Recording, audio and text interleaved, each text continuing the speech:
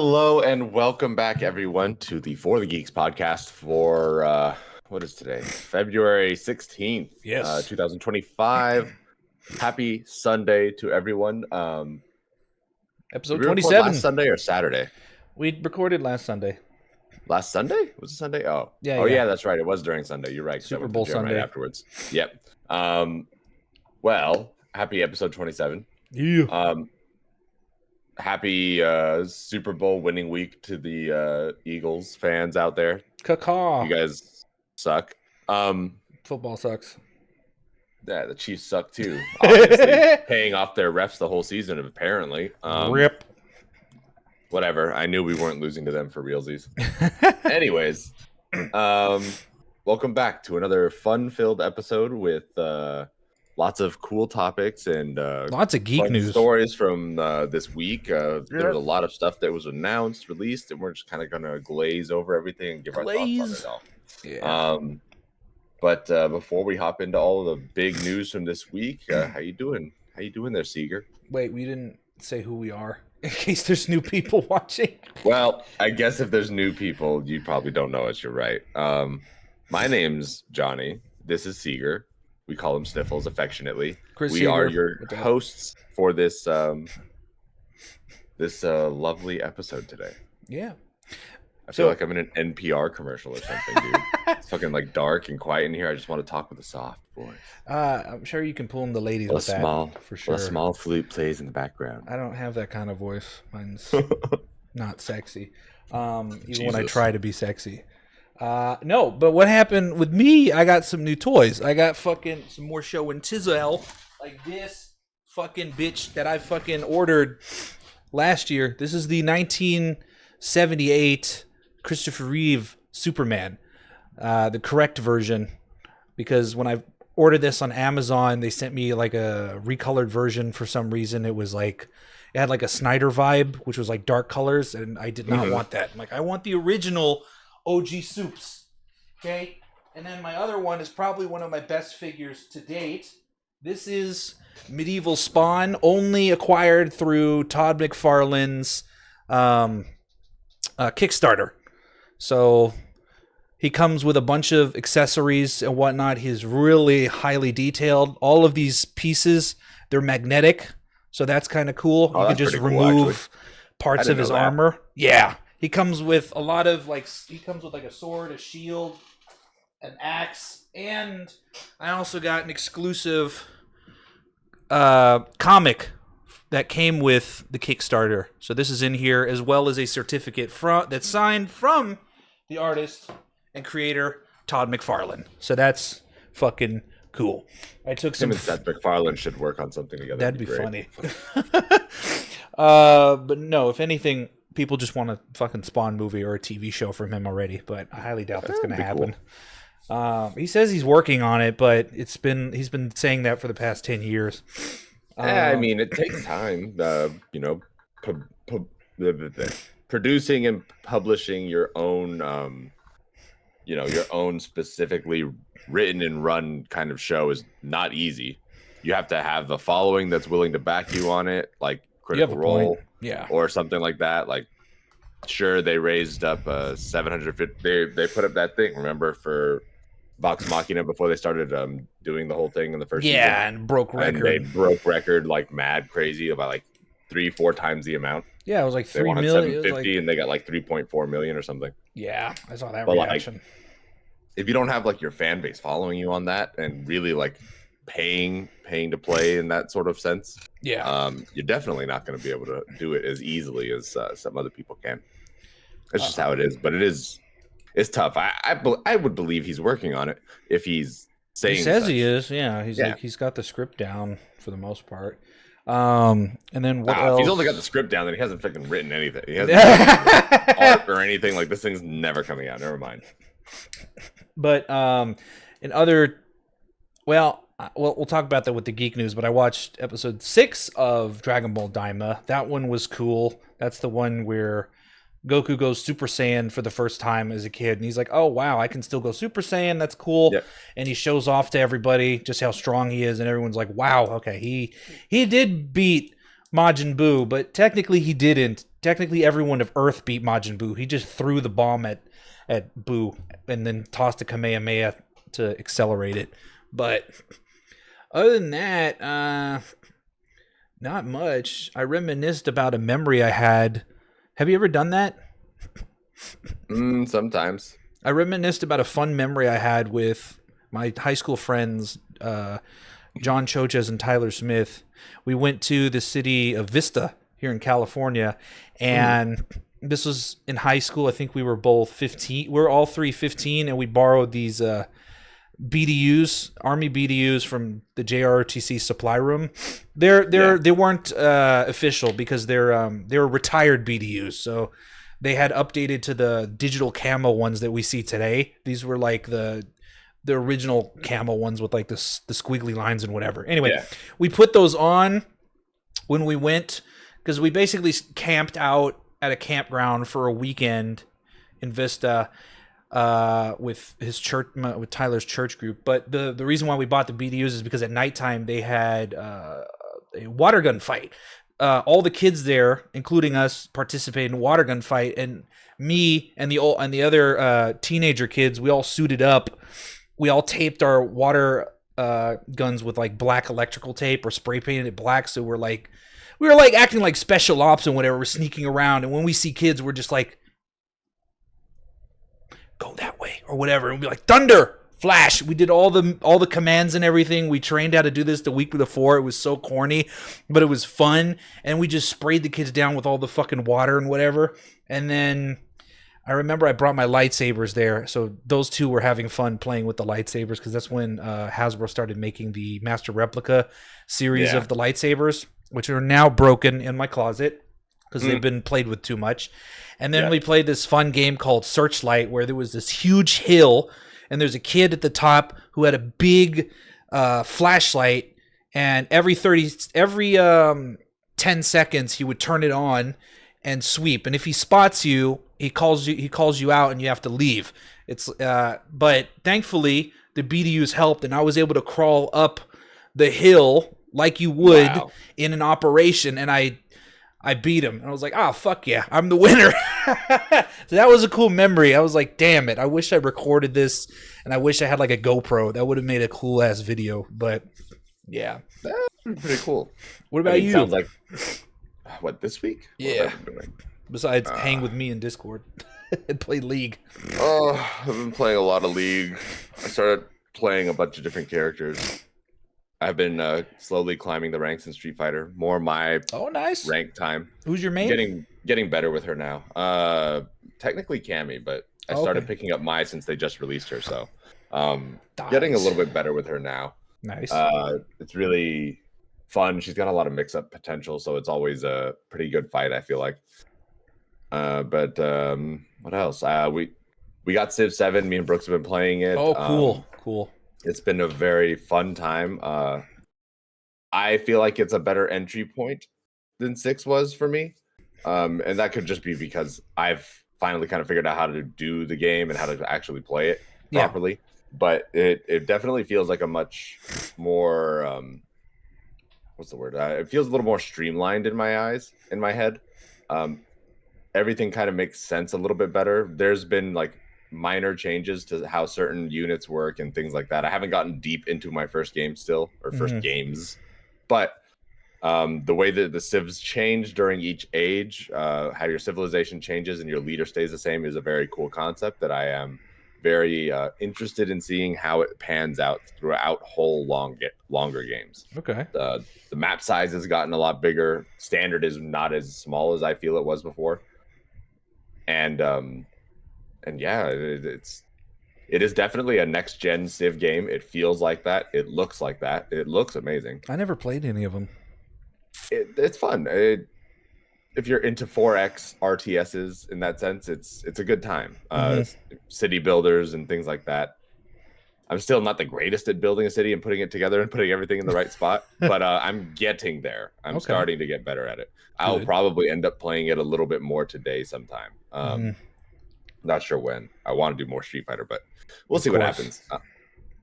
Well, it's because yesterday I wasn't going to play fucking League all day, and then I played. Yeah, it just fucking happened out of nowhere.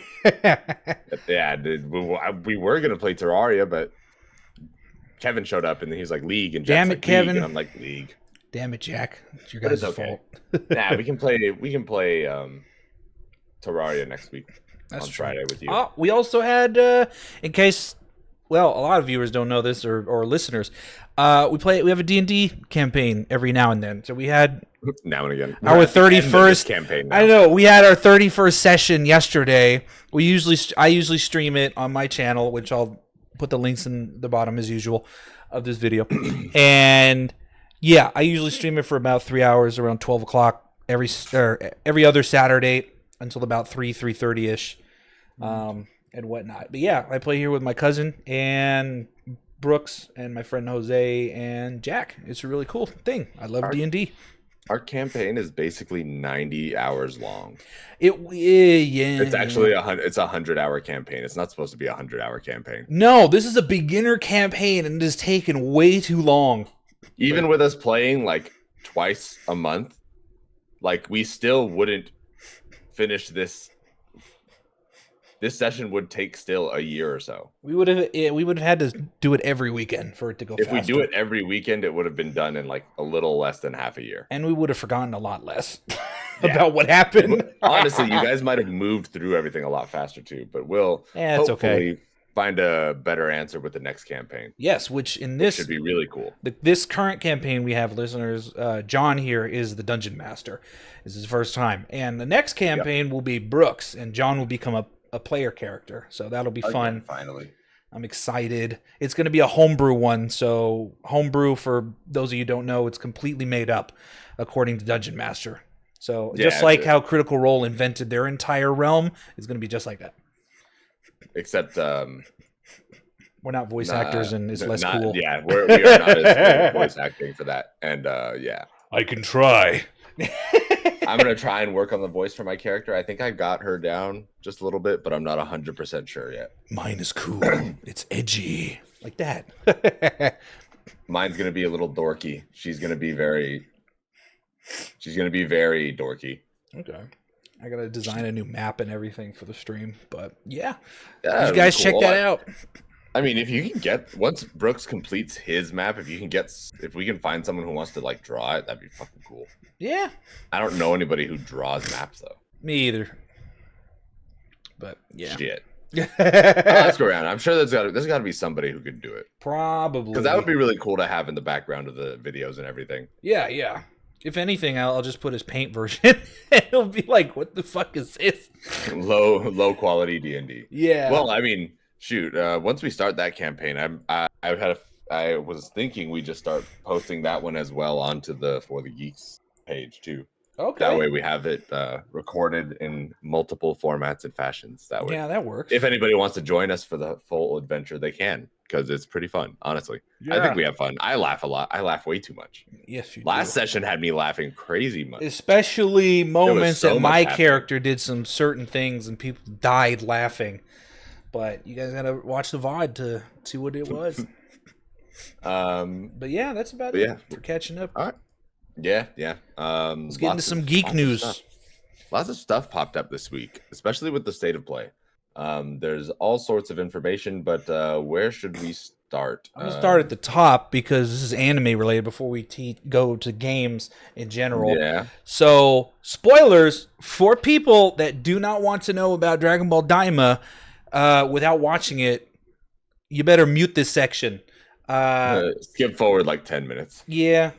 But basically, episode 18 dropped on Friday, and it broke the Crunchyroll website because... Just like Solo Leveling. Shut up. Because not only did Akira Toriyama, before he passed away, give us this amazing show, not only did he give us Vegeta Super Saiyan 3 finally, and Goku achieved it as well in a previous episode as normal, made, because they didn't make a name for it yet, Goku achieved Super Saiyan 4. He looks vastly different than his GT version. I know people complain. They're like, why isn't he an adult? Really. To me, it never made sense how he became an adult. I'm like, it's just a transformation. You shouldn't age your body after a transformation. So this is fine. Adult Goku transforming into Super Saiyan 4 Goku would turn him into an old Goku. Yeah, so that didn't make anything logic at all. No, not logical. But it was cool. Unfortunately, he got his ass beat, and then he got back down to base form. So people are speculating that maybe the next episode will be Gogeta of some sort, or New Fusion, because they did mention once in episode 3 that there were special bugs in the demon realm that can allow you to fuse with another person if eaten together. And I know Vegeta, he doesn't know the fusion dance until the Broly movie, and that's in Super. So unless Akira Toriyama retcon that, which he's the king of retcons, we probably won't see that, or none of that will happen. But yeah, and also the producer said that this is a love letter to the GT fans. So because Akira Toriyama wanted to appease those people that love GT, including myself, and he did it by bringing in Super Saiyan 4 and the red dragon. It's a red version of Porunga, basically, even though in GT it's like a red version of Shenron. But still, this is his retelling of GT for us, the fans. And I teared up when I did see Super Saiyan 4 on screen. I was like, oh my god, it's finally canon! So, yeah, that was incredibly amazing. But that's it for anime news. We can hop into the... There's actually kind of a few things. Okay. But, what was it? Infinity Castle's first movie got a release date. Oh, yeah, for Demon Slayer fans. May? I can't remember. I forgot to write it down. We got a release date for that. We got a couple new seasons announced for a couple different... There's a lot of anime. I don't watch a lot of anime, but there's been a lot of people throwing out like fake news lately on anime, like commercial anime sites and stuff, like saying like No Game No Life's getting a season 2 and killing everyone's hopes. And fucking what else? There was another one. Shoot. Not just No Game No Life. There was one for somebody posted something about 86 getting a 3rd season, and I was just like, I still need to watch that. Oh, dude, yes, absolutely. It's so good. Telling you, dude. Child soldier stories are the best. That's why we love Gundam. Hell yeah. But yeah, that I think didn't you post something about Dragon Ball Super too? Oh yes, Dragon Ball Super is returning. I don't know the official date, but it'll return in a couple weeks at the end of February. Toyotaro made a one-shot that continues the story of Goten and Trunks with their hero Dr. Clean. This is just for people that want to see more of Dragon Ball Super, or read more about Dragon Ball Super and learn more about Goten and Trunks being their goofy superhero personas, which I can see why they do it, because they have powers and they want to fight and help people without becoming famous and whatever, because they modeled themselves after Great Saiyaman, which that was completely cringe, but I can understand that, because if I had superpowers, I kind of wouldn't want the attention. I'd want to just hide my identity and just help people, because I don't need that kind of shit everywhere. I don't want to be like fucking Iron Man and everyone knows exactly who I am. That's more dangerous than having a secret identity. That's true. But secret identities also make it harder. I mean, look at Spider-Man. He has to hide that shit from his loved ones all the time just to protect them. So the best solution... That shit don't even work anyways. No. The best solution, secret identity, don't be attached to anyone. You'll be good as new. You'll be good as hell. But, oh, man. Yeah, I'm just happy that's continuing and whatnot, because I want more Super. I know Toei, as well as I think Toyotaro and Capsule Corporation, the company. Yeah. They have plans to make more Dragon Ball media, whether it be manga, anime, movies, or games for the next 10 plus years, because they know fans want it. So that's going to be great. And sidebar for you fucking people that piss me off that say Daima isn't canon or Super isn't canon, because I keep seeing this on Twitter and it pisses me off. If it was made by the original creator, Akira Toriyama, it's canon. GT's not canon because he didn't write any of the story. He just drew a sketch of Super Saiyan 4, and that's what the Daima Super Saiyan 4 most resembles, not the adult form Goku. Daima was written by Akira Toriyama. You could look it up on Wikipedia. And Super was written by Akira Toriyama because he made it because he hated Dragon Ball Evolution and didn't want to stain on his legacy. So he fixed that with Super. So piss off. GT's not canon. Be quiet. Everything else is canon. For crying out loud, buddy. I am, because I'm Dragon Ball is my favorite anime series, and I hate it when people are like, "This isn't canon." No, it is canon, and everything after this will be canon because Toyotaro is his successor and and knows exactly how he would have Dragon Ball finish according to Toriyama's wishes. So yeah, I have faith in that. But anyway, I digress. Fair enough. So first up on, I guess that's it for our anime news section. But first up on video games, you have Valve is banning Steam games that have players watch ads, which is odd. You know, people were talking about that for like years. I think maybe like a couple. What was it? 2-3 years ago? Oh, really? Damn. Oh yeah. EA would bring it up on occasion multiple times. Typical EA, especially through their sports games. Oh god. But the problem, obviously, being is that why the fuck would anybody pay to watch more ads on their video games while they play them? So it was a very hot topic, and it obviously never gained traction much. But at the same time, it's kind of a it makes sense in a certain type of game. So mobile games, free games make sense because you got to keep the company alive somehow. Yeah. You can't just fucking sit there and hope for the best and say, "Oh well, we tried and it didn't work. We didn't. Well, did you put any effort through to find funding for the program?" Like, no. But when it comes from these bigger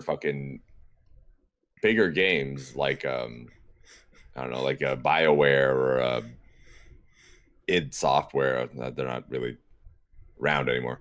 My brain fart.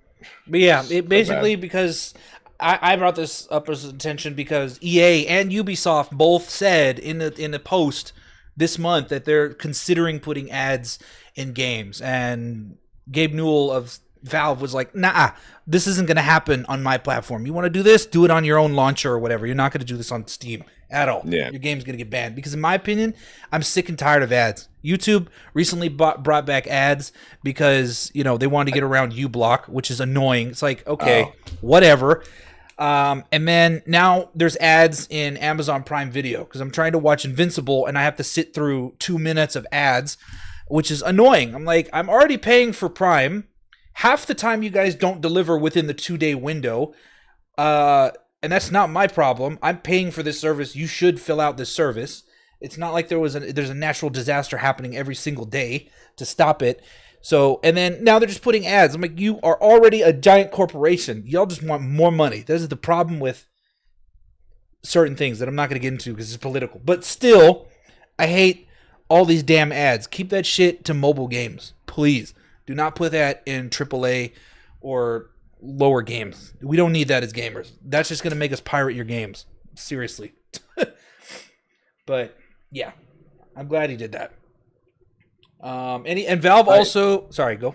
No, I was gonna say the ads thing. I understand the massive hate for it. And it's like, this is again something that EA's talked about all the time. Like they have slowly tried to integrate it into their games just by adding like actual ads in like sports games. So their whole idea was put banners in the background on, you know, how just like how real sports matches have background banners on the in the arenas or whatever have you, to advertise in the arenas. Same fucking concept. So in a sports game, I can see where they're getting at, but when you're having to stop your game to watch a 1-minute ad of something, then it becomes some more then there's more pressing issues on why you're doing it and for what reasons you need a 1-minute ad for your video game that you've already spent.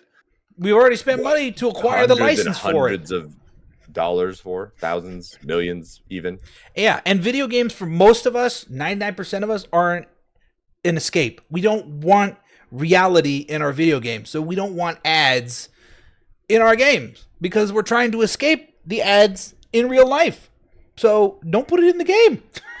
My big problem isn't so much of the escaping reality thing because, you know, it is the jarring transitions between your narratives. So it's like you're telling me that a game like I don't know, for example, the new Onimusha comes out. Not saying Capcom's going to do this, but say the new Onimusha comes out, you're in the middle of a cutscene, and then all of a sudden, shink, here's a 1 minute ad for a new Doritos. There goes your immersion. Taco at Taco Bell, and my immersion to the story is gone. My focus is jarred now, and it becomes this bigger problem of interrupting somebody else's art and somebody else's dream, and giving it less time to be unique and more of a corporated or syndicated kind of feel that video games has never ever had in that sense. Yeah, it should stay that way. But another thing that Valve has done, which is good, is they started putting a warning message on their early access games. Before, they didn't have that, which was really a problem for people, including myself. We had to do some digging to see if the project was still live. For example, I went to go check on this game called Atlas yesterday because I was talking in Discord with John here. And I wondered, I wonder how this game is doing because it had a horrible release and what have you. And under there, it said, under the early access banner on the Steam page, it says this game hasn't been updated by the developers for 20 months. So fair warning, this game might not still be in production. And then I go to the discussion board on the Steam page, and they say, the devs abandoned this game. And you can see the warning now on the store page. So I like that. It prevents people from wasting money on dead games because absolutely the problem with a lot of early access games are that a lot of them just get abandoned. For whatever reason, they get abandoned. No matter how good or how terrible they are, the devs just don't care anymore. So they leave it there for people as bait before. But not anymore. Valve put a stop to that, thankfully. And unless there's people out there that want to be like Sunraku and play broken games, go ahead. Play terrible games. Waste your money. I'm not going to stop you. I mean, it's not that he plays broken games. He plays shit games. There is a difference. Well, they're glitchy and broken like that. So he wants to beat them. That's what I mean. He's a trash game hunter. That's his title in Shangri-La Frontier. Great anime. The warning warning banners, those are a good idea. That is the kind of thing that helps drive the community in the right direction of keeping everyone not only up to date, because like you said, devs, sometimes you run into dev groups that don't really naturally update or keep in touch with the game, the player base, and allow them to know what the next step is, give them a roadmap or give them any type of information on what they plan to do. That kind of thing really sucks, especially as a gamer, at least from my perspective, because if I go into an early access game, maybe not right off the bat, but a little bit afterwards, I would hope that there's some kind of roadmap. And I know people have a certain feeling about roadmaps and all that junk, but roadmaps, I feel like, give me a sense of, you guys have this goal, you have this idea, and you have a rough groundwork on how you want to complete it. That gives me enough faith in the game to say I'm willing to invest my money into this game and actually try it, actually play it, because I have a good feeling that they would do right by the gamers and complete their roadmap, at least the first one. Yes. And look at games like Helldivers, what else? Pal Space World. Marine 2, Pal World, they put out roadmaps, and they have now I'm just speaking on roadmaps in general. These games put out roadmaps and said, this is what we're going to do, and this is how we're going to do it, and this is when you can expect these things. And every time, bam, bam, bam, bam, bam, everything comes out just like they say. Give maybe a week or two delay depending on certain development bugs that they may have to work out. But at the end of the day, the roadmaps, I feel like, work not only to quell your customer base in the sense of giving them the safety of mind to know that something is going to come eventually, but you also get you get to show the organization behind your team and your project. And I think that speaks volumes to the things you want to do. What? Yeah, there you go. I was about to say, I was like, you just went wide box for a second. How did you turn widescreen? Are we in a cutscene? What's going on? Your boss music. Shit. No, but I agree with you on that, the roadmap thing. I love that because two things I look for, especially with early access games in general, is like before I buy an early access game, I need to know if actually three. One, I need to know if they actually released a previous game that they worked on, like full released. Mm-hmm. Two, I need to wait a couple months, and I need to see if they have if they have a release date. Like my one of my best purchases was my time at Porsche. I bought it because I bought it 3 months before the game actually was released, and it did have a release date on Steam, and I'm like, oh, okay, so I should buy this because it's actually going to come out, as compared to probably 5 other games that never fully released. Like Miscreated was like there was like a high graphic zombie apocalypse building game. That one got abandoned, unfortunately. But yeah, I mistakenly bought that one thinking it was going to be finished. But I like that they have these for early access games. Roadmaps are fantastic because specifically like Space Marine 2, I wanted to get Space Marine 2 when it came out, but then I saw the roadmap and I'm like, I'm going to wait until they add all of this so I can play with all of this. I like doing that with games, especially with Valheim 2. That's another early access game that I bought because they're still working on it. I played it at launch. It was great. And then I saw the roadmap and they're like, okay, in 2 years, we're going to have the Ashlands. I'm like, all right, I'll come back in 2 years and I'll play this shit when it comes out. Hell yeah, which I plan to do sometime this year with you here and my other people. So yeah, I agree. I like roadmaps and stuff that helps out the player base and what have you. And then just to speak on early access, there are certain games that are early access that don't have a like solid release date, but come from reputable studios that you know we're going to put it out. So like my perfect example of that is things like Hades. Hades 1 came out as early access. I didn't know that. Blah, blah. They did all their stuff and then they built it up as it went along, and then it did its full release.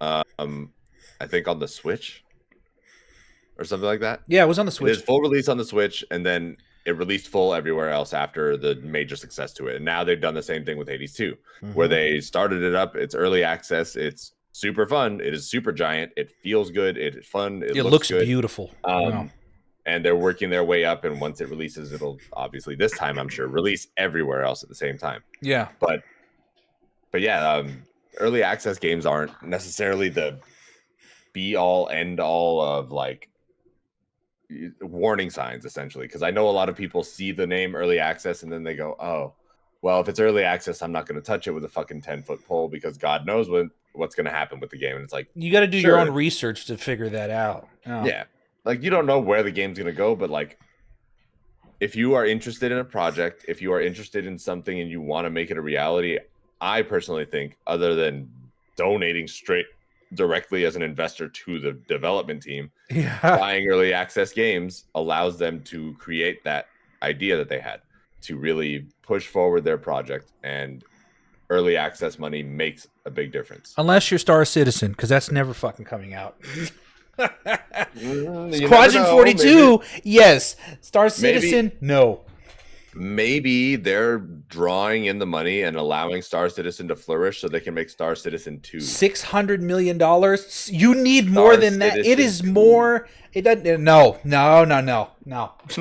Don't get me ranting. They're gonna start up and launch a sequel before they release the first game as a full game. No. Oh man. Next up on our list, BioWare seems to be talking about what would have made Veilguard succeed. There was an article on IGN that I skimmed through a bit and read in detail. But basically, TLDR was they skimmed through a bit and then read in detail. Because I looked at it while I was at work, and then I went home and I'm like, okay, read it. But long story short, basically what happened is they were.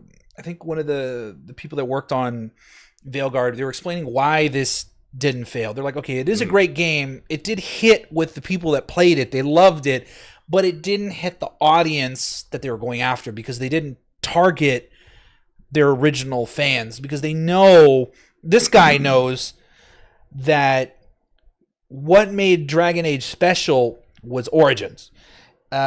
That is what the fans have wanted. They wanted something like Origins. We don't want a hack and slash action game. We don't need some hero goofy looking game or whatever. We don't need all this extra crap. We just want a good story, good acting, and if anything, a damn CRPG version, just like the first one, just like the olden games and whatnot. And he pointed to Larian because Larian knew people like Baldur's Gate. They're working on Baldur's Gate 3. They're like, let's not change this into something like Dark Alliance because that's its own action-based game genre. Unfortunately, that got shut down after like a year of being out. But I remember playing that on PlayStation on PlayStation 2. Dark Alliance was fun, but it wasn't anything like Baldur's Gate 1 and 2, a CRPG. Turn-based, which wasn't actually turn-based either. You just pause the game, set up your attacks, unpause, bam. That's how the original Dragon Age was. That's how Knights of the Old Republic 1 and 2 are. But he was saying Larian knew the fans wanted something like that. They knew that they could do it because Divinity Original Sin 1 and 2 could do it, and Larian stuck to it, and they smashed records when the game came out and got, freaking Game of the Year. And this guy was like, BioWare needs to do this because EA, and he said, unfortunately, EA isn't going to listen. No matter who tells them, even if it's inside people telling them, if it's fans telling them what we want, EA most likely doesn't give a shit. They just want quick money, which is the problem with corporations everywhere. They just want quick money and they want to move on to the next project. They don't really care about the reputation of the game or whatever. Something magnanimous has to happen to topple them out of their chair to be like, okay, let's rethink things. The chances of that happening are slim. But yeah, I like that this guy pointed out that yes, you should stick to what your fans want because your fans know what is good. And this argument goes to when we were talking about the other day, I think it was like a couple months ago, like what makes live action anime or anything adaptions work, specifically with the One Piece show on Netflix, is the fans. I have said this for years. If you cater to the fans, games, movies, whatever, the fans will tell the non-fans, hey, you should check this out. You're going to like it because I'm a fan. I know this is perfect. You should do it. And they did that with One Piece because the fucking creator worked on it and appeased the fans because he knows what his fans love because the fans love what he makes. Unfortunately, nobody else pays attention to that mentality and brings about failure nonstop. So, who knows? Maybe EA will learn the lesson from this. I don't have faith in them. I don't have faith in Mass Effect 4, even though they laid off a bunch of people to specifically work on it. So, we'll have to see. But yeah, that's basically what the article was about, was focusing on roots and what formula works according to how the fans perceive the games and what have you. So, yeah. Yeah, I guess in terms of reception, especially when it comes to things where you're kind of translating to a new audience, you do have to, I believe you do have to keep some sort of soul of the originals in there. For example, like you said, the One Piece thing. Oda worked hand in hand with the production team to make the live action series correct in his eyes. He wasn't going to let them take his work and do whatever they wanted with it. I still believe that there is a certain amount of flexibility you can have in regards to adaptation. It does not need to be perfectly dead on. Right. It doesn't need to be. You can have some freedom. Storyline. Yeah. There is allowed freedoms in that because you do need to pull in a different audience as well. You can't. Yes. While you do try to cater to the previous generations or the previous fan base, you can't just sit in that fan base because you won't grow. And you want to bring in more people. Exactly. Always. So I get where adaptations take liberties on certain things and do stuff. My favorite example of that is the Castlevania series. Yes, I love that show. Oh my god, there's a lot of adaptation in it because I'm a new fan. Ain't no fucking story for it. I'm a new fan. I didn't know any of the story for any of the Castlevania games because I didn't really play any of them, and I watched the show on Netflix and I was mind blown. It was great. Yeah, it's super cool. It's a really good fucking time, and I think that's a great. Yes, Simon, you should watch it. I think that's a good example of how adaptation for content or even original content can be done really, really right. Yeah. There's a lot of people hating, especially on Nocturne Season 1, but I still need to watch Nocturne Season 2 has saved it. I don't know. Best example. I didn't think Season 1 was that bad. Best example for me besides the One Piece one, Lord of the Rings. Lord of the Rings is vastly different in a lot of ways from the books. Pissed off a lot of books fans, but then when they watched it and they're like, okay, this isn't bad. This is actually pretty good. And me, I didn't read the books as a kid because I couldn't comprehend them because, oh my God, Tolkien is hard to read when you're 11 years old, unless you're a brainiac. I couldn't read it until I was like, don't even get me started. I'd rather listen to Andy Serkis narrate that in my ear. But I didn't really read the Lord of the Rings trilogy until I was 17, but I still watched the trilogy beforehand in the theaters, and I'm like, this is really good. I know they left out a lot in the books, but this is fantastic. And I understand the creative liberties he had to make to change some things from the book, because there's some things in the book that you're like, oh, this is this and this, and if they put it on screen, like, this doesn't serve a purpose at all to have this moment here. It's not contributing to the movie's story, because in a book you can have many branching stories and people will still understand it, which is what he does.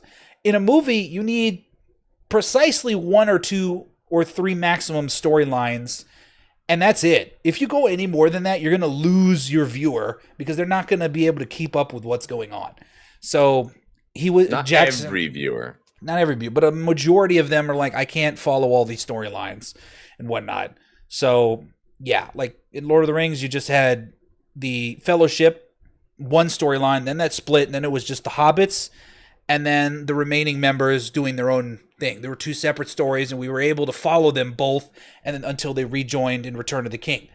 But yeah, that was a good version. That's a good example of a successful adaptation and whatnot. So yeah, we just need that with games and what have you. People listen and whatnot.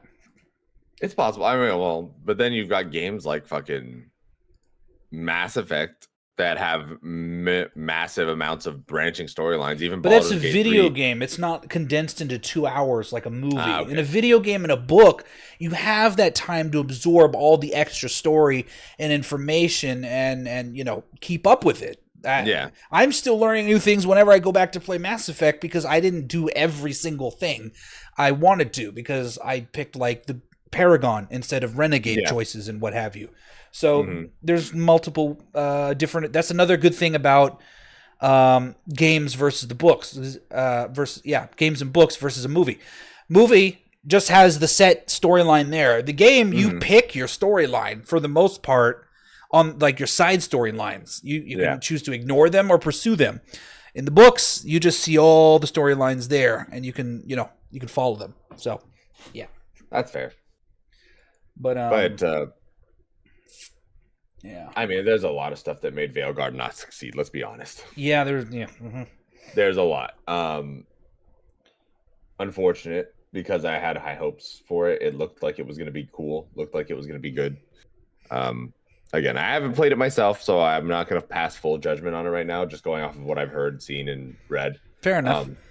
But eventually, I'll get to it. I'm just waiting for it to go on big sale, which will happen soon. I'm sure. Yeah. EA's got to make all the money they can. BioWare's got to make all the money they can off of it. To recover. Yeah. I mean, they already did the staff cuts. I don't know how much more they could fucking possibly do. In other game news, this is actually a really cool game that I saw on Instagram out of nowhere that is called Darklight Survivor.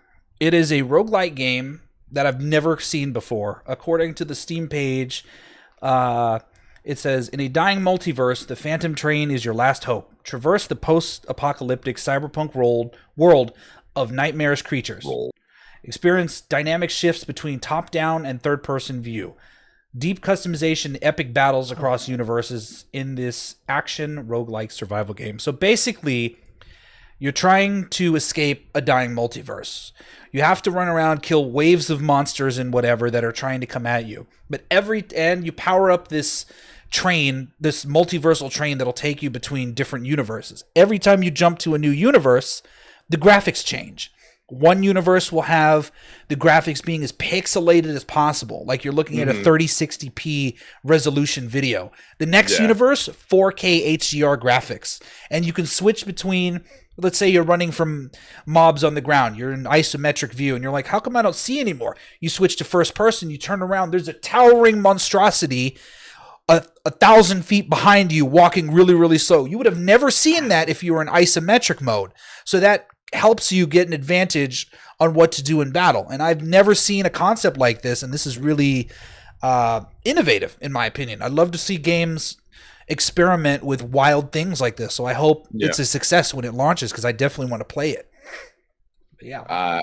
I'm interested in it. I have it put on my list. Me too. To keep an eye on to try and keep updated with it. So the more I find out about this game, the sooner I'll let you guys know, I swear. Oh yeah. But it looks like it'll be a good fun time. Yeah. I enjoy that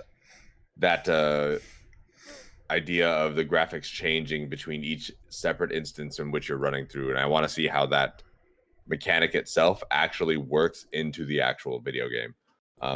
I don't want it to feel gimmicky, but I know that's gonna be a real hard ask, considering how many different stages you may run through, and whether or not it's going to be all procedurally generated like a roguelite, or if it's going to have a very specific build up in terms of level design. Yeah, no, I agree. But that the game does look cool. I remember you said it to me, and I was like, "Oh, this is actually pretty neat looking." Yeah, it's cool as shit. Mm-hmm. But that's not the only cool new game stuff that we got this week. PlayStation had their State of Play this week.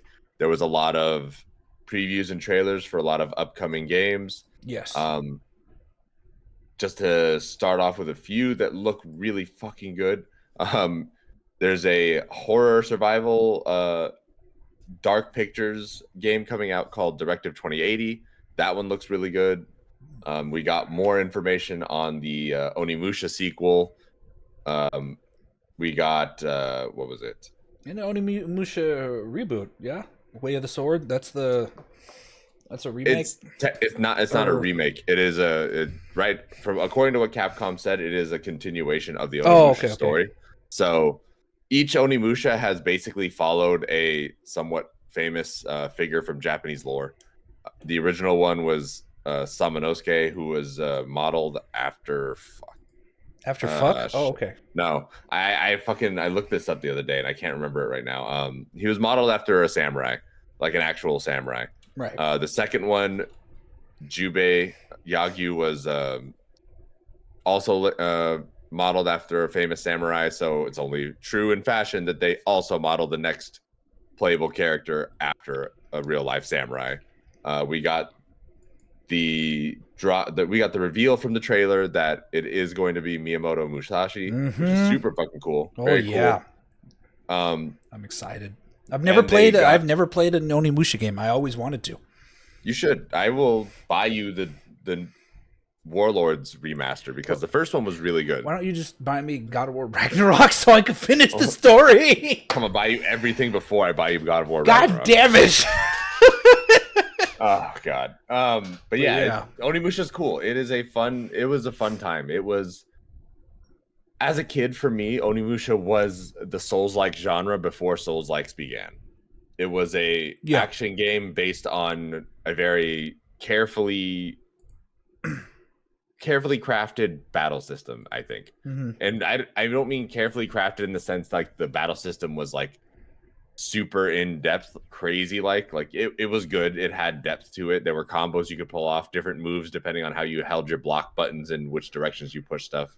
But it was all very simplistic in the sense of how old games used to be, especially old PlayStation 1 games. Yeah. But the game itself was very difficult, not only because of how it was a static camera on everything, but it was the way that the enemies attacked you, the way you had to counter them and or parry, block, etc. It gave it that difficulty feel that a lot of games at that time didn't have. So seeing Onimusha be able to come back and hoping it's going to be as fun, as difficult as it used to be, really gets me excited. Same thing with Ninja Gaiden. All these games were the precursors to what Souls-likes eventually became. And I feel like these games are the foundation on what set me down those roads of playing these difficult action oriented games. So I'm super excited to see how this new one is going to come out. And I want to see gameplay videos. I want to know more about the story. I want to know where we're at in time like where we're at in the area of the time. I just want to know more, and I hate having to wait for it. It sucks. The second that this got announced, what was it, at the Game Awards? I think Game Awards is where the first reveal came out. Yeah. Wherever it was, as soon as it did, I was just like, "Oh fuck, it's happening!" Capcom's on their shit. Let's go. They're also remastering Onimusha 2, right? Yes. Yeah, which they are. That'll be fun to play too. I never played it's a good time. That one was actually really, really fun because in that one you got to play as multiple different characters, and some of the characters were in different periods of time. Oh, that sounds cool. So like there was this really cool aspect to it, that there was a little bit of time jumping in there. And then the third one, which was really weird, it had Jean Reno in it. I don't know why, but he played a French cop. It was very typical for his fucking acting skills and character. But it was him and the original character from the first one, and they were in modern day France. It was just, that one lost me. The storyline on that one lost me completely. I was not old enough to figure out what the fuck was going on, and so I just kind of played it as an action game and took it as it was. But it was really fucking cool. It was very fun. What else? Borderlands 4 got announced for people that like looter shooters. Borderlands 4. I can't stand looter shooters. I played my history with looter shooters was I played Borderlands 1 3 years after it came out because I hate when people hype up a game and I'm not interested in it to begin with. It just makes me want to play it less. So I waited 3 years. I bought the Game of the Year edition. I played about 60 hours. I got bored of it and I installed it because to me it was just boring. And then I tried Warframe, which I really loved, but I quit that because I didn't have anyone helping me out because the community sucks. I tried Destiny, same thing. Same thing as Borderlands, but higher graphics and I guess an actual story that's really good for Destiny. Didn't like it either. But yeah, so Borderlands 4, if you guys love that game series, go ahead and check out the trailer. It looks great for people that love the series, but to me it just looks more of the same. So I'm curious because I love Borderlands games and I love those kinds of looter shooter games. However, I am very curious as to whether or not the characters we play as will be unique enough to keep my interest. Oh yeah, they always have to be. Characters in Borderlands 3 were not unique enough to keep me enthralled with the story and everything, so I ended up getting about halfway through and stepping away from it. Tiny Tina's Wonderlands actually gave me something because there was the magic system. You could do all sorts of different things. There was uniqueness in a sense to it that gave you a very different feel, a very different play style for each of the character archetypes you did. Yes, the guns were the bigger point of a lot of that, but it did at least give you some uniqueness to it that kept it fresh throughout. Yeah. Aside from that, Borderlands 4 has a lot to do to step up the Borderlands name. Aside from being a next-gen Borderlands, it needs to find that ground to stand on that sets it apart from other things that people could play currently, like Destiny or what are other Warframe that are out right now? I guess those are like the only two I know of. Yeah, Warframe's not really a looter shooter. I mean, it's a looter third-person action shooter. I mean, you could still go into first person, but you're literally going around doing the same thing as Destiny, just with super-powered machine armors. Yeah, I guess so. I guess you're right. It does it better than there Destiny. Really haven't been that many. There haven't been that many looter shooters lately. No, they haven't. I guess not. Holy shit. Yeah. Shocking. I guess Remnant. I forgot Remnant's. Oh God, I forgot about that. Technically, not really. Yeah. But yeah, Borderlands has a lot to do. I think they can do it. I just don't know if they will do it. I have faith after Tiny Tina's Wonderlands, but I still have the caution from Borderlands 3 that keeps me at bay just a little bit. Okay. There's also that Lost Soul aside that you saw. Oh yeah. Chinese developer action adventure game traversal in it looks really fucking cool. Chinese games are becoming big now after the success of Black Myth Wukong and non-gacha games because they're the king of the gacha games, obviously. Yeah. But yeah, this looks good. I still need to play Black Myth Wukong because that's a Souls-like game I'm willing to play, like Star Wars as well. So yeah, I'm excited for what comes out of Lost Soul Aside. There was a release of Warriors Abyss, which is a roguelite version of a Dynasty Warriors game. It looks like it's kind of fun, but I haven't tried it yet. I've thought about it, but I haven't done it. I think I never played a Dynasty Warriors game. I only played Samurai Warriors on PlayStation 2. They're the same thing. Yeah, I know. I remember when I was a kid, I was perplexed because I didn't understand that samurai didn't just mean katana, because I'm like, why is this called Samurai Warriors if someone has a glaive weapon or a spear? Yeah. It's not a samurai. You're just a normal warrior, you know? Yeah. I mean, technically, the only big difference is the storylines. The Samurai Warrior storylines follows... We had to fight Nobunaga, I believe. Yeah, it mostly follows the Nobunaga regime and all that timeline in Japan. Yeah. And then the Dynasty Warriors follows the Romance of the Three Kingdoms era of Japan. Oh, okay. I mean, I'm sorry, China. Whoops. Don't shoot me. What the fuck? I'm thinking too fast. No, you just said Dynasty. Never mind. There was a couple other ones. Monster Hunter Wilds is getting released February 28th that I know every single person wants to play except me because I hate those games because I'm bad at it, so I'm never going to play that again. Well, there was also that Shinobi Art of Vengeance Shinobi remake. It's so me. It is so me. Why does it sound familiar? Sega is going by and just remaking all these old school games that I grew up on, and it makes me want to play them even more. It looks to be that it's going to be from the same team that worked on Streets of Rage 4. Wait, so Shinobi was an arcade game, right? Like Pixels? It was an old Sega game. Basically, you'd run around it was a side-scrolling action game. Okay. You ran around as a ninja and threw kunai. I played that on an arcade console. Ah, cool. I think they put them on there too. But I remember playing it on the Sega, and this new one looks just like Streets of Rage 4. Very polished, very clean, beautiful graphics. But the action looks fucking intense, bro. It looks like so much fun, and I can't wait for it to come out. It comes out in August 28th. I remember that one because that one's right before my birthday. Oh, nice. Look at that. Birthday gift to you. Right on my friend's birthday, too. But, like, oh, my God. It looks like so much fun. I'm super excited. What else we have? Sega just needs to keep doing this. Yeah, like I don't know. I don't need a Sonic racing game. I don't need a Sonic Crossroads. Who cares? I don't need a Sonic Diddy Kong racing game. I need you guys to remake all of your old games and make them current with new stories and new graphics and everything. Because if you give me a fucking Golden Axe game right now, I will lose my shit. If you give me a brand new Golden Axe game, I would lose my shit. I don't even know what that is. Love it. I would love it so much. I never had a Sega. That's all Sega needs to do. It just needs to remake its old classic games in not in a completely new format, but it's like polished and updated. That is like this, in a polished format.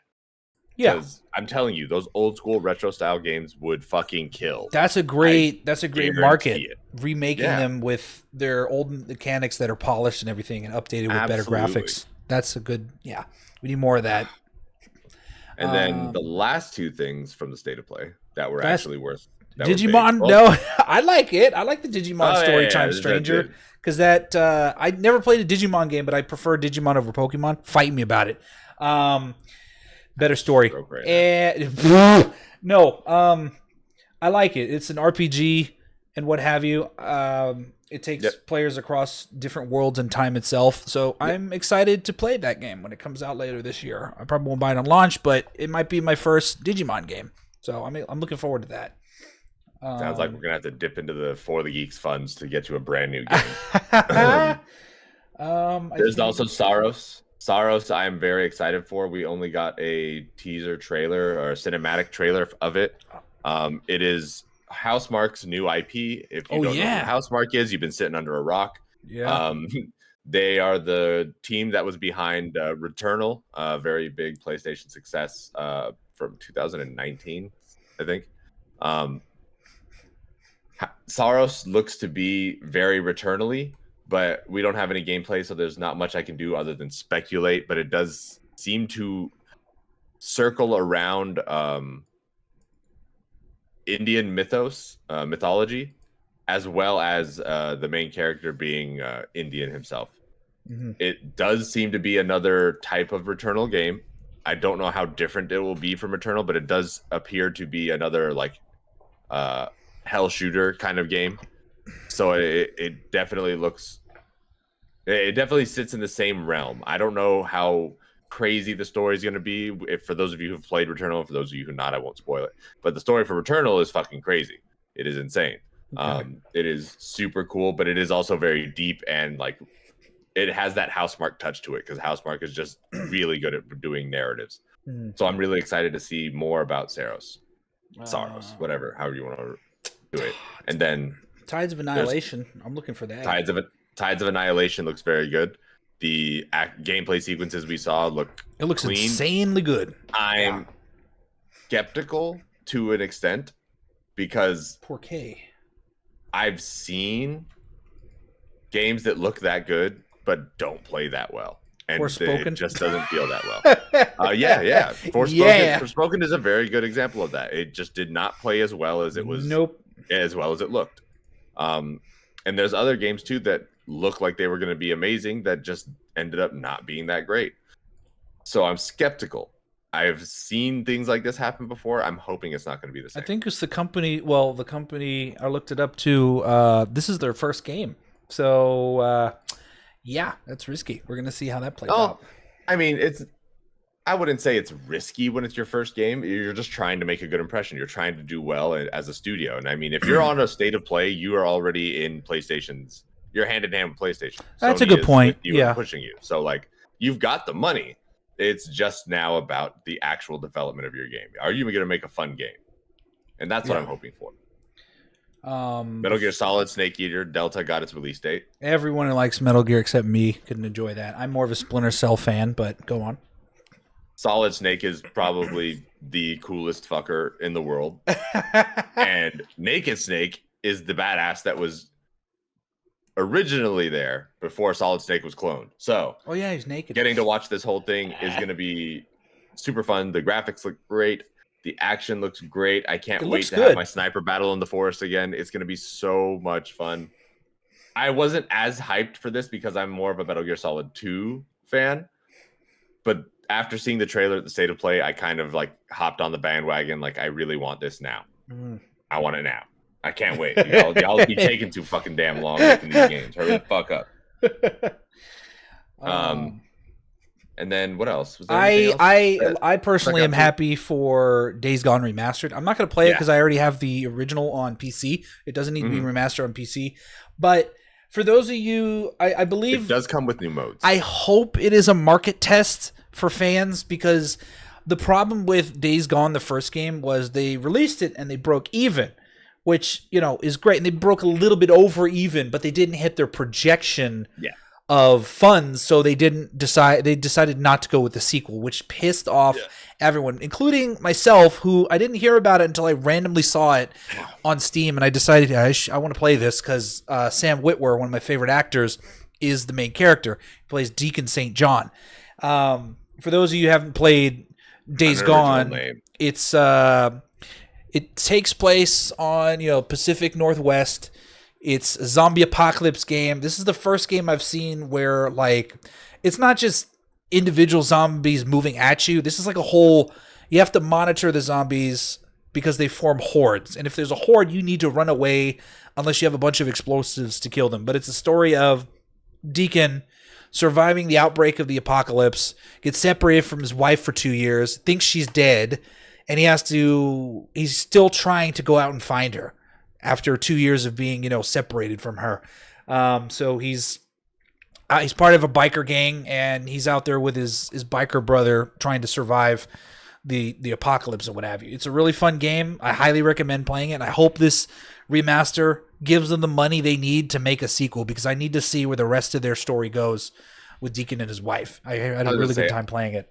I don't think it'll necessarily be the funds for the second game, but I think it would open the door to talks with Sony if they can see that there is, like we said before, a market for that sort of thing. Yes. So hopefully, good luck to them, because I know that Days Gone didn't really resonate with me, but I know a lot of people who really enjoyed it. So I do hope to see that studio get another chance to kind of keep doing what they were doing. Plus, they're making a movie. I don't think they cast. It's dumb. I don't think they should have cast Sam Witwer, but he's only done television for the most part. So I know there's a stigma with Hollywood that if you've only mainly done television, you have less of a chance of acting in a feature film or whatever. Even if you are the character in the game. Yep. I know he said he wanted to be Deacon again on screen. He said on screen that would be fun, but he's like, I already did this in a game and that was already amazing. So I don't have to be Deacon for the movie, but if I can, that would be great. But I don't think Hollywood would do that, but we'll see. Anything else? I don't think anything else stood out to me in the state of play. There was Liza P expansion came out. I'm super excited for that. I love my steampunk Pinocchio story, so I'll be playing that. Other than that, I don't think there was. I don't think there was too much else that I was personally invested in. There's a personal trailer. There's personal trailer. There's Split Fiction. What? Split Fiction, the new game by the devs that did. That did It Takes Two. Yeah. So if you listeners or gamers haven't played It Takes Two, it's one of the greatest, next to like Army of Two, in my opinion. It's one of the greatest. They are so vastly different from what each. What I mean by like, this is like a true cooperative experience. Meaning like whatever you do has to will impact what the other person does. So that's what happens in Army of Two. That's what happens of It Takes Two. Is you have the husband and wife characters. The husband can go on and do certain things until he comes to an obstacle. Then the wife on the other side of the screen or game, whatever, she needs to go and open a door for the husband because only she can access it or whatever. That is good cooperative play, in my opinion. We need more games like that. It's because that'll specifically appease to couch gamers too, because you can just sit right next to each other and play that shit. And I know a lot of gamers miss that sort of feel that we had growing up in the early 2000s and the 90s and what have you. So that looks good in my opinion. I'm excited. I want to play that one. But that's basically all we got out of the state of play. Nothing too crazy, I suppose. The playable demo for Like a Dragon Pirate Yakuza in Hawaii came out on Friday. Yeah. I'm not going to play the demo. I don't want to be spoiled, but it's just Majima being his crazy Yakuza ass anyway. Yep. Pretending to be a pirate, for fuck's sake. Sounds about right. I love that character. But what else? What else was there? What else came out this week? Mortal Kombat, not in gaming news. Mortal Kombat 2, the movie, got announced, which I mean, it was announced already, but it's just like they posted a trailer. They didn't post a trailer. They posted like the poster. Yeah, they posted a picture of a poster. It's supposed to come out this year, I believe. But Carl Urban is Johnny Cage, which is great because he's good at being a asshole character. I really hope that this one doesn't suck as much. No, because I hated the first one. I'm like, I didn't like it because they invented a new character that served no purpose. He was weak. He didn't unlock his powers till late in the movie. And I'm like, I don't care about this new character. Just go back to, the existing stories of Mortal Kombat. I understand that each new Mortal Kombat game brings in new characters. But those new characters are actually interesting. This guy was not interesting. They had a lot of B-movie or even C-movie actors that I've never seen before. I'm like, this is just terrible. The best parts of the first one, it only released on HBO, not in theaters because of COVID, where the VFX were great and the fighting. I wish this just focused on the quarrel between Sub-Zero and Scorpion. That was really well done as a story. Because of the actor who played Scorpion was really good. So I hope that this next one is good, but one can only hope. And then he just won an award for Shogun too. Yeah, that's right. I don't know his name. Yeah. I can't remember his name right now. He's been in a lot of stuff. I've seen him in everything. He was in The Last Samurai as well. Oh, yeah, that's right. He was the one who was very against Tom Cruise joining the village. Yeah, that's right. God, I can't remember his name. Hiroyuki Sanada. Yeah, there you go. I was like trying to think about it the whole time. I was like, it starts with an H, and I got it right there. Yep. Yeah, he's great. He's talented. Oh God, yeah. He's good. He can speak Japanese and Chinese for crying out loud. Because I remember in Rush Hour 3. He was in what do you call it too? Bullet Train. Oh yeah. Yeah. But in other news, the last thing I have here is Dungeons and Dragons. They announced that there's going to be a live action show on Netflix, and it's going to be produced by Sean Levy. If you don't know who Sean Levy is, he was the director of Deadpool and Wolverine, as well as many other movies. So I have faith he might be able to pull this off. I don't have faith as well because it's Netflix, and they kind of suck with acting, with live action shows of anything. Like usually their animation is better, but yeah, and it's supposed to take place in the Forgotten Realms, which I'm like, oh great, this is where Baldur's Gate and everything is. So a lot of familiar places will speak to me because I know the Forgotten Realms because of Baldur's Gate 1, 2, and 3, as well as Neverwinter. If the movie itself is any indication, it probably will end up being good.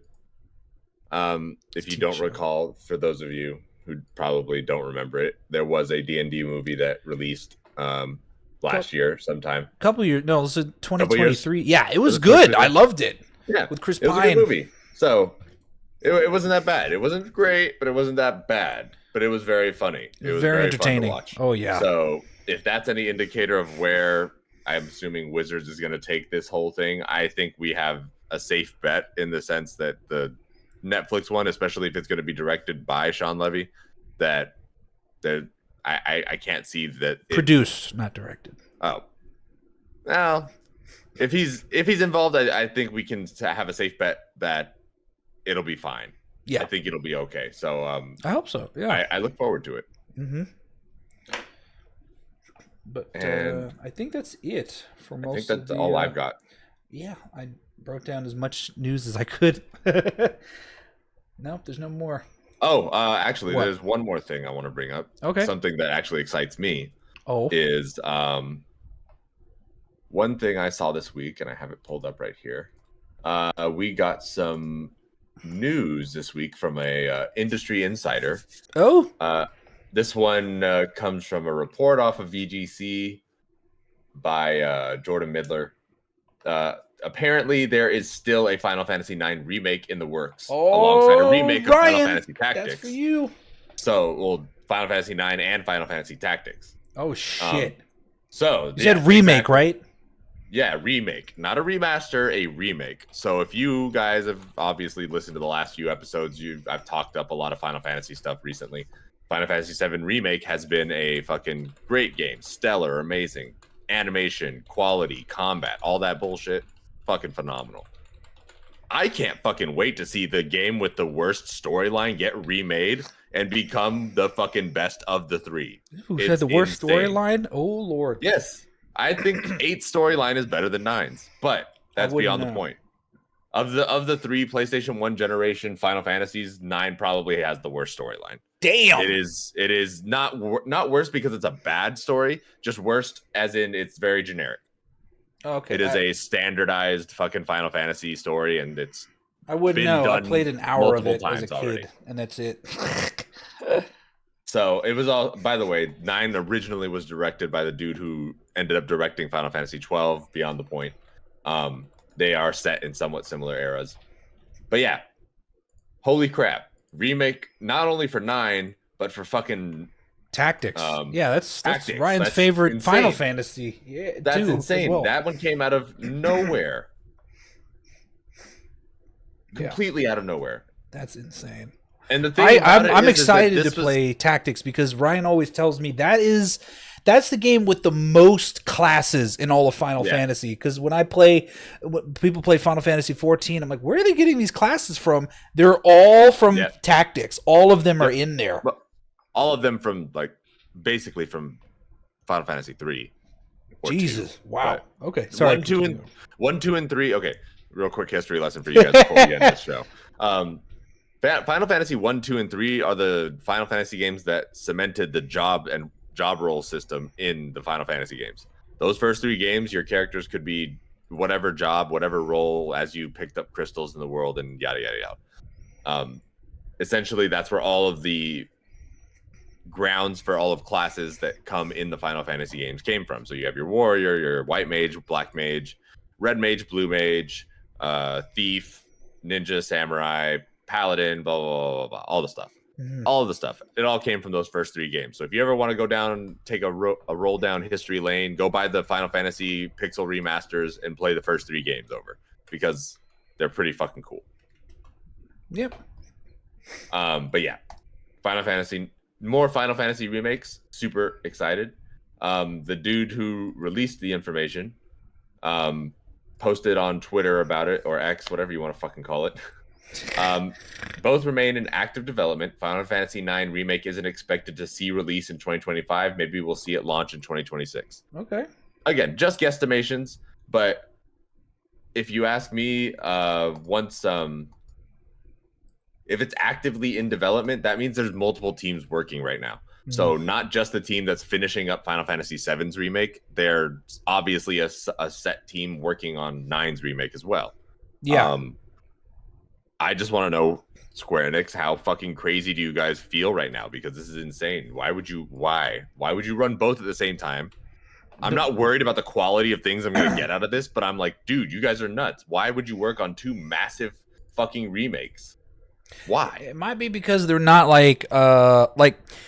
because it's not going to be. The only thing I can think of is why they're doing that is because I remember, I think somebody said, like, if they tried to remake 8, for example, like 7, it would be impossible to do. It would take like 50 years to do. For whatever reason, that's what the employee said.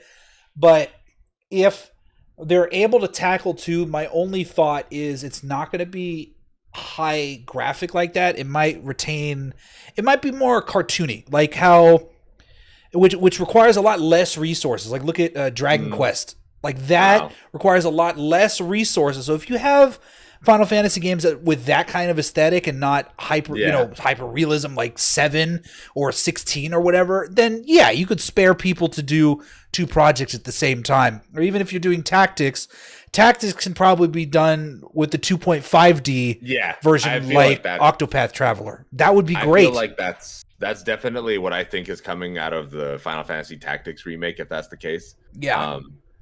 Which I definitely want to play that for sure. 2.5 version of Tactics would be insane. That'd be sick. Nuts. We need more games like that. I think in my head, the way that it's working right now is that 9 is still early on in development. Again, these games, these remake games have taken years and years of work to actually get to the point where they become the fully fleshed out versions of 7 Remake and Rebirth. So, in my mind, unfortunately, they are doing that same. The way I think they're doing it is they're doing it in the same vein, same way that they did Final Fantasy VII. The only difference being is that they have a small team working to lay the foundation out right now.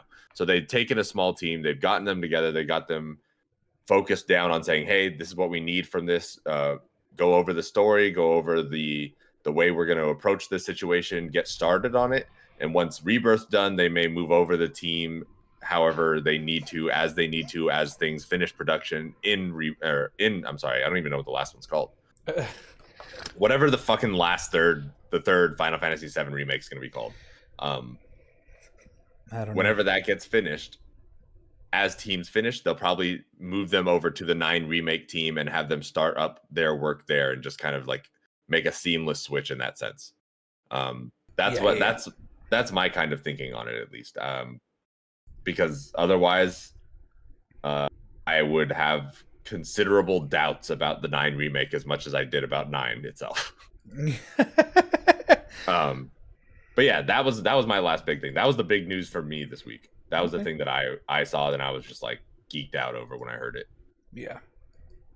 But that's basically it for this episode. Yeah, I think that's it for us today. That's a cast. I don't have much else. I don't think I don't think I got anything else to talk about. No, not at least today. Thanks you. Thanks Guys. you. Yeah. Thank you all. Thanks for joining. Thanks for staying. Thanks for watching. Thanks for listening. Wherever you're doing it, please feel free to drop a like or subscribe or a thumbs up or leave a comment or whatever have you. Do whatever you want. Just interact with us. You know, we're not weird. Kind of weird, but not that weird. Yes, you are. Yeah. But if you want to find us on our socials anyways, there will be links in the bottom down there underneath the in the info section of the podcast and or videos, as well as our Patreon. It's only $1, you can subscribe. You can get early access to the audio, which I will upload this podcast right now after we end this. So you get it 3 days early from when it actually airs for the rest of the people. You also get access to pre-roll stuff where we just hang out and chat right before a podcast if you're into that sort of thing. And eventually we'll add more things. You're into that sort of thing. Yeah, and eventually so sexual. Eventually we'll add more types of content for higher tiers, but this is all just these two things are just available for $1. It's only $1. Yeah. So only $1. Yeah. It couldn't hurt, guys. Couldn't hurt. $1 is nothing. It's like that's a fifth of a cup of coffee at Starbucks. Yeah, I was gonna say that's less than what you use to feed your daily addictions. I promise you. Yeah. But other than that, you can find us on Instagram at For the Geeks with 2 S's. You can find us on YouTube at For the Geeks Podcast. You can find us on Twitch at For the Geeks Games. And if you want to find us personally, I will be found somewhere on the internet eventually. Seger, where can they find you? Where can they find Chris Seger? Well, at Seger Plays on Twitter and I'm not calling it X, and Instagram and Twitch. I stream every weekend. If you guys want to come hang out with me, please, because I'm bored. Also, yeah, that's about it. No, and Seger VFX. That's my main Instagram page. If you want to listen to me complain about everything and scream, and also post my photography because I do that as well. So yeah, the link tree and all the links will be down below. I'll be putting that in the video. Yeah, with the description. All right. Well, thanks for joining us, everybody. We will see you guys next time. Enjoy your weeks. Have fun. Stay safe. Be excited. And as always, game like you mean it. Booby lips.